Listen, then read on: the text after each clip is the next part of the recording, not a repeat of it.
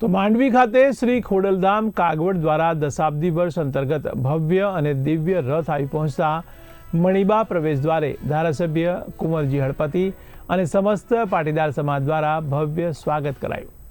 તો માંડવી નગર ખાતે સવારે 7 વાગે શ્રી ખોડલધામ કાગવડથી શ્રી ખોડિયાર ભવ્ય રથ આવી પહોંચતા ધારાસભ્ય કુંવરજીભાઈ હળપતિ તથા સમસ્ત પટેલ સમાજ દ્વારા ભવ્ય સ્વાગત કરી આરતી ઉતારવામાં આવી હતી। Shri Khodaldham cancer hospital and research institute અને સમાજના લાભાર્થે આ ખોડિયાર રથનું આયોજન કરવામાં આવ્યું છે।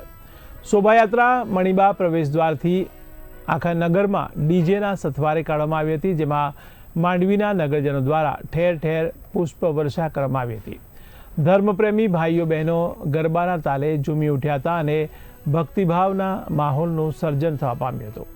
આ પ્રસંગે રાજસ્થાન સેવા સંઘ દ્વારા વિના મૂલ્યે ઠંડી છાશનું વિતરણ કરવામાં આવ્યું હતું।